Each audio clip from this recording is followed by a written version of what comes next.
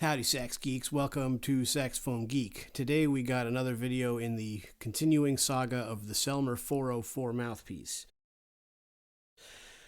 It's a tradition in tenor saxophone playing to use a Selmer mouthpiece that fits the Autolink metal mouthpiece. The problem being with these mouthpieces that they have a ridge along the top, and these mouthpieces allow you to band the mouthpiece around the ridge. Let's see if we can show you that. Anyway, it wants to focus on my face, not on the item. But anyway, that's the deal, and so I've had a few of these. The first one I got with an Autolink mouthpiece, and I actually have a box for a 404 that I don't know what happened to it. It's gone. I might have sold it with a mouthpiece. I don't think I would have done that. But anyway, I can't find it out of all my stuff, so that's that. This was my original that I've had. Parts are falling off of it. I've had this one for a long time. Played it with this mouthpiece and other metal links that I've used over time. And the problem with this one is I stripped the thread here, and it doesn't grab on the front thread. This is 40 years old at least, and that's what happens. I've been playing metal rubber mouthpieces for 10 years. I'd been on soloists for a long time and some Ted Klum stuff. And I went finally back to this Metal Link Florida that I've had adjusted a few times and is playing very nice. And so through the process of playing it, that finally stripped out just recently, so about a half a year ago. And I happened to have a show coming up. I was played on Jerry Bergonzi's live stream with his live stream group down in Norwood, and I happened to text Jerry because, hey, do you have one of these? And because he used to play metal mouthpiece, he's like, hey man, I'll look, and he's like, hey, I found one for you, and he brought it to me, gave it to me in a little tin and everything, really sweet. And I offered to give him money for it, and he refused. He said, nope, it's on the house. I said, thanks, man. The only problem is that mouthpiece is that ligature is now failing as well. It really fits nice. It's not too tight, meaning I got plenty of room to adjust this thing. It fits really nice. The sound is great that it allows the reed to create. But it's worn out, just like all of them. And the problem with this one is an opposite kind of problem, where it is failing on the inside. You can see the little half moon shapes. Let me turn so you can see little half moon shapes up here. I'll show you closer. It's pulling away. It's failing here where they're welded on, where the little deals are welded on. So this obviously isn't going to last that long in that condition. Now you could doctor it up. You could put some epoxy. You could get some JB Weld, the new clear stuff they have. Some of that stuff's really good. But with the hydraulic pressure of screwing these on, that's never going to hold. It's just the way it is. So I ordered a ligature. We're going to take a look at it. So I'm going to turn the camera the other way so that you can look here on the surface, and we'll go from there. So here we are with the link in question. Florida, refaced a few times. Well, refaced once and then adjusted a little bit for a shorter facing. That's about a 7. And today we're looking at, what are we going to do about a ligature for this, as the one that Jerry Bergonzi has gifted us is pulling apart. Hopefully I can show you now. It's really hard to do this backwards, but you can see here where it's pulling apart. You can see the other stuff on the table there through the hole in the ligature. See that? Get closer to you. See that? You can see through this ligature right there where my fingers are. So that's just because it's pulling apart where it's soldered on, and that's just from years of it being worn down by putting the reed on and off and all that. That's just what happens. The other one stripped out. This one didn't get that far worn down on the surfaces here. You can still see them. You can see those horseshoe shapes where it's welded. It's not soldered, it's welded, silver solder, which is a weld. I'm pretty sure. Because if that were just solder, it would pop off of there, right? That's just because it's all metal. It's welded together. So anyway, those are the only two that I had. One was mine for many years. One from Jerry Bergonzi. Our other options are link style ligatures. This is the original one that came, I think, with this mouthpiece, and they fit okay. You can use them. They're a little bit of a warmer, darker, not darker, but a warmer mushier sound. The 404s tend to be pretty clear, and I think that's one of the reasons that cats like them.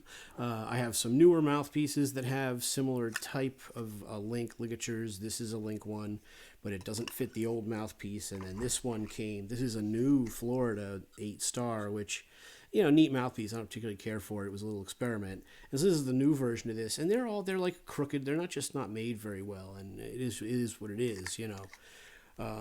What are your other options? Well, one of your other options is to go with an Ishimori, and there's several other companies making ligatures that fit these mouthpieces. One of them is this, and people do use these a good amount. This is the modern Rico makes them, I guess, which I guess now is all D'Addario, right? Addario or whatever. Does it say that on it? No. But this is the H style, and these are made to mimic the old Harrison ligatures from the 40s and 50s. And it screws on the top. These are, this is decent. This is a pretty good ligature. I have one on I have an old Alto one, and that one was made out of pretty poor material, like a pot metal, and one of the screws broke off altogether. But I used that a good amount. Modern stuff, it's hard to hope that it's going to last really very long. It's just the way it is. So what we're going to do is I ordered something, and let's open it up and take a look at what we have. Okay, so while we're opening this, there are a number of companies. There's at least one company making a copy of the Selmer 404. Not sure how well made they are or what they cost. Getasax.com, he's making some interesting ligatures. He's making copies of the old Brillhart. I don't know if there's a version that would fit on a metal mouthpiece. So there's different things out there. There's a few things on eBay that look like a 404, but what it all comes down to is the quality of materials and execution of the design. How are the threads? Is it threaded with a heavy thread or a mild thread? One thing I want to give a shout out to whoever sent this. I'm really glad they sent it in a box, because it is, after all, a ligature. So that's nice. Throw that over there, and we'll grab this out here.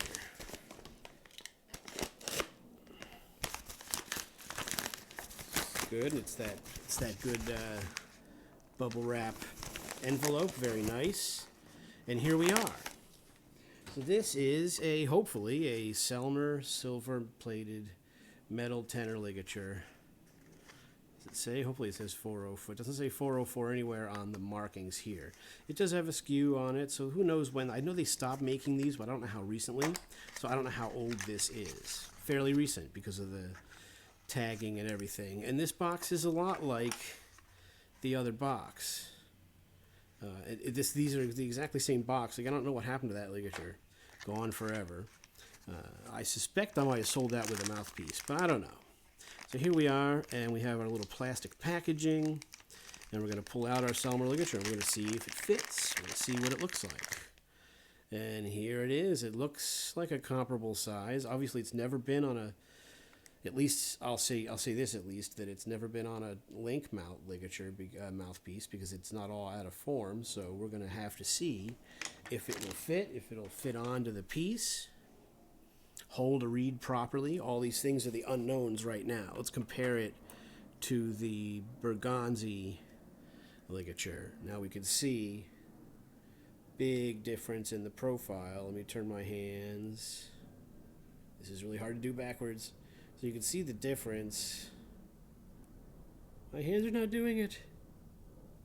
Other way. Sorry, this is hard to show you. But this looks really a lot bigger. I have a feeling this is not going to fit. Maybe once it's finally stretched this way, you can see. So maybe once the new one, is finally stretched a little bit, it'll fit. We're going to find out the hard way. So let's see. I'm going to put the reed on first for spacing, because we know that the reed is part of the equation. And it actually doesn't even fit. All right, we're definitely going to have to bend this manually. See, this is the part I've never had to do. The ones that I've owned have all been already put on a mouthpiece, so we're going to have to stretch this way so that it has that crown shape, and I actually think I know how I'm going to do it. So let's go give it a try. All right, Saxies, now we're in the work area. We're at the workbench where I do little mouthpiece stuff. I work on old fans here for another YouTube channel. And I have this little bench vise, this little tiny guy that just clips onto the piece of wood that this is setting on. And I bought this at an estate sale. Hey, you never know if you're going to need a vise, and here we are, we need a vise. I have an old file in here that's really not as wide as the stripe on the ridge on the mouthpiece. It's about halfway. But this might be a good place to start. So I'm going to put the ligature on here. I'm going to try to press it down around where that is. And we'll try the other side too. That'll make the ligature a little longer. Now that's a little exaggerated, but that might be a start. I can also maybe use a little tiny hammer, and I do have a neat little tiny hammer. This little guy here, it's not a metalworking hammer, but it's small, so maybe if we just give it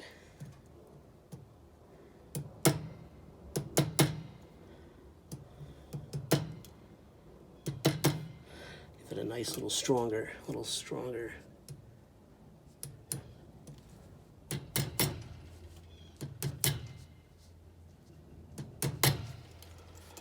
Give it that flat area there that we're looking for. I'm just going to push it down a little bit.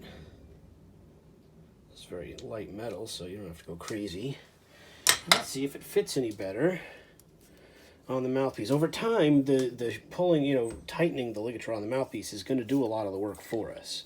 We just needed it wide enough, tall enough to fit around the mouthpiece. Here goes nothing. Yeah, it's a little tight. Gotta loosen up the screws here, that'll help. Yeah, this does not fit on here at all. All right. Well.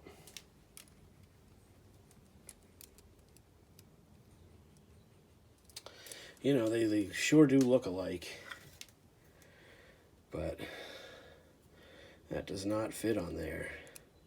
They look like they're the same length. They look fairly similar, but let me see if I can. So it fits without the reed, okay. It's actually pretty snug. So maybe the next thing we have to do is we have to make the channel, this little edge, where the reed goes. That's the thing we didn't do. So let's see if we can do that. We should maybe mark where the reed goes. Well, let's do this. I'm going to really force this on here and see if we can get it to start the ridges that we need.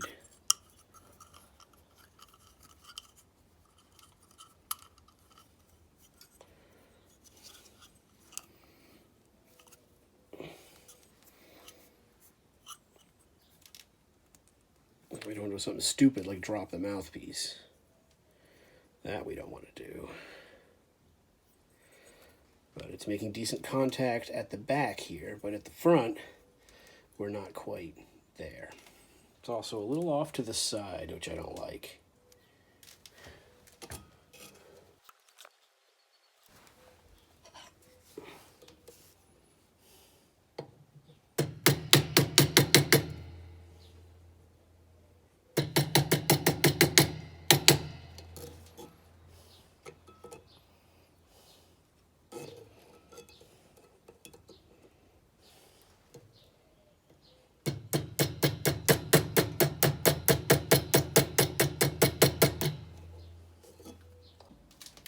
I'm going to do a risky move here, and I'm going to tap while it's on the mouthpiece right along here.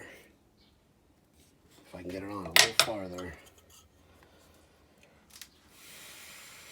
Further.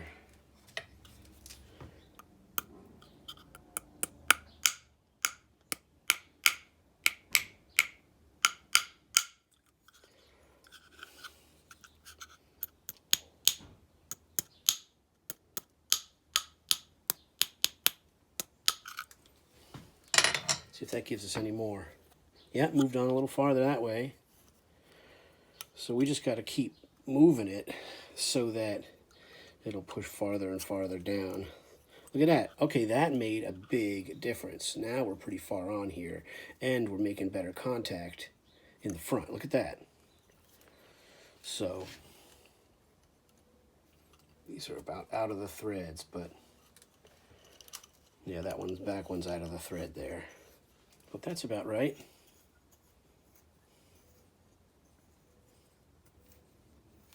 Okay. Yeah, that'll slowly get readjusted to the mouthpiece. Hopefully we get a good seal. So now we'll put some reeds in some water, and we'll give it a little test play and see how she acts. But we're low threaded. I mean, these are really not fitting well. I wonder if the vintage screws have a little more meat on them and maybe would substitute, but for now I'm not going to mess with it, because that's really the least of our problems. But that does seem to fit pretty well. The tip was pressing down, pushing down, getting this wasted band out of here by pushing it in a little bit against the body of the mouthpiece, and that gave it a little more room to move. You even got a little room here along the side of the mouthpiece. We're going to leave it alone for now. That's plenty right there. It's not as loose as I'd like, but hopefully over time it'll mellow out. We'll find out. For now it'll be a little difficult to move, but that's okay. I'm not unhappy with that. Let's see how it sounds. All right, I want to show you a little better here. Obviously, the light wasn't great out there. I tried, but I wanted to get the work done because I'm playing a gig tonight rather than waste time trying to get a camera angle. But as you can see, I got it fitting on here pretty well. One of the things that really made a difference was tapping here along the ridge to remove the excess. Come on, focus, buddy. To remove any excess like roundness here helped bring you down this way to fit a little better on the mouthpiece. It's tight. It's definitely tight, right? But it fits pretty good, pretty snug on the reed, and that's pretty good. We're pretty far out. We're pretty far in, especially this back one. There's not a lot of thread there grabbing, which I don't like. But for now, it's a start. You know, who knows how long this will last and function like this. Hopefully we like the sound of it, and it seals the reed plenty. And we can see we're getting good contact here at the front, and we're getting good contact here at the back. It is a little hard. Sorry, it's not really focusing very well.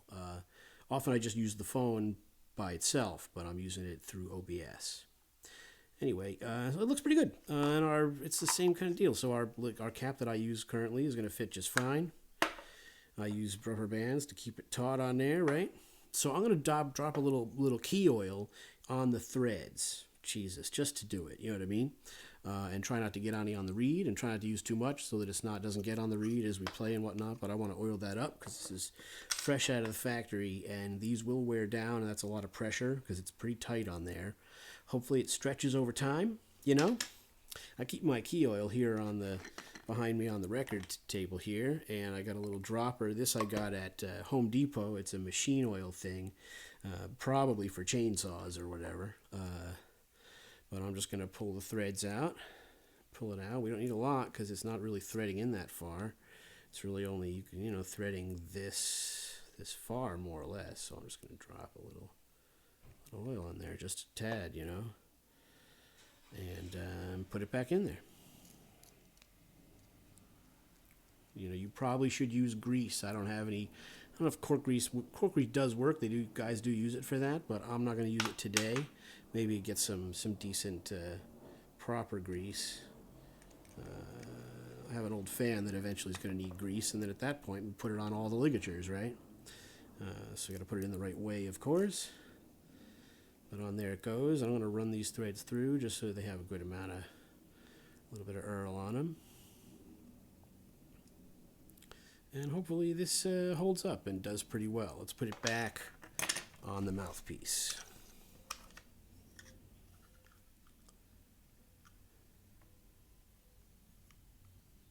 Look at that. Very nice. So again, tapping a little bit here to bring it in closer to the mouthpiece gave me a little more distance this way. That really helped.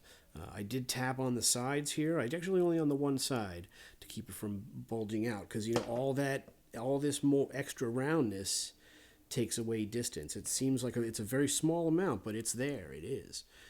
These feel better already with a little oil on it. So there you go. That's as tight as it needs to be. And we got a 404. I guess that's a 404. It seems to fit now that we got it bent into shape. So nicely done. Hopefully that lasts a while. You know, they're out there on eBay. I got this off eBay from a seller who had them. And obviously, you know, it's like he's not going to have them forever. They won't be around forever. But, you know, if the guys that are making the new ones are making good new ones, then it won't, you know, it won't matter. It's going to be fine. Right? So that, you know, the next step for me, this is the last time I'll do this. This was about $70 with tax for this, with the box and the thing. You know it's new. That's what I like about it. So we'll see if that ends up being a good deal, how long it lasts. And then probably the next thing is I'll buy an Ishimori and spend the extra bread. But for now, I think we're going to be in good shape. So this has been the next step in the Selmer 404 Ligature Saga. Thank you for watching. Hopefully we get a little out of this. I'll do some. I'll do a little sound. I'll show you what it sounds like. Maybe against the Jerry Bergonzi one that he gave me that still functions. At least this one still functions. But you know, eventually, where it's pulling apart, that they never last. That's the end of it. So we're better deal with it now, and hopefully we'll be in good shape. So thanks for watching. If you need a ligature for your link, go and find one of those 404s. It seemed like it wasn't going to fit, but with a little bit of work, it did indeed fit. So that's pretty nice. So thanks for watching, Saxophone Geek. Stay tuned for more videos. Practice hard, play harder, and we'll see you on the next one. Thanks. All right, here we are play testing the new Selmer 404 that fits pretty nicely. That's a fresh read on that. I don't know if this read's any good, but let's give it a little test, and we'll also play the other 404 from Jerry that's coming apart. But anyway, we'll see if they have a timbral difference.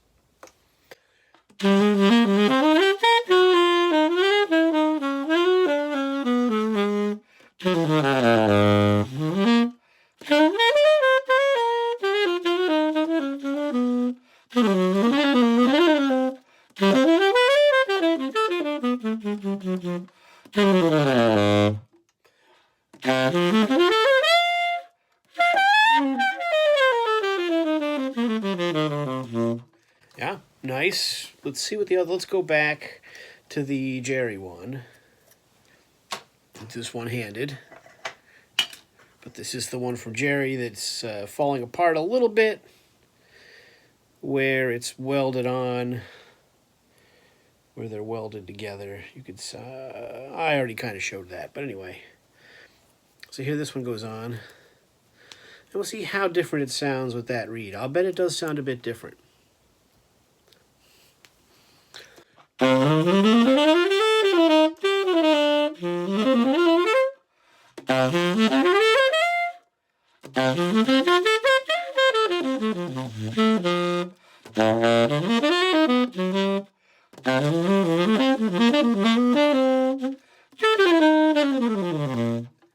Interesting. And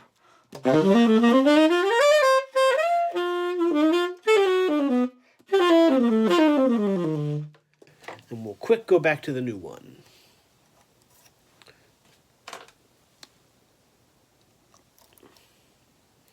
Nice. It doesn't quite slide on as easy, but that's pretty good right there. That's where you want it. Lines up nice. Doesn't want to jog one way or the other.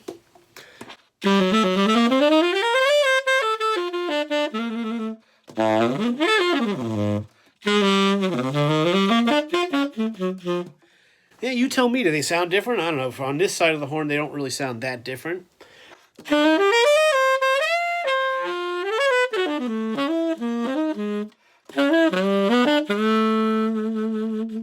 So anyway, there it is. That's the new 404 we got. We got it molded and shaped pretty well enough to fit on here pretty nice, and I'm pretty happy with it. So there you go.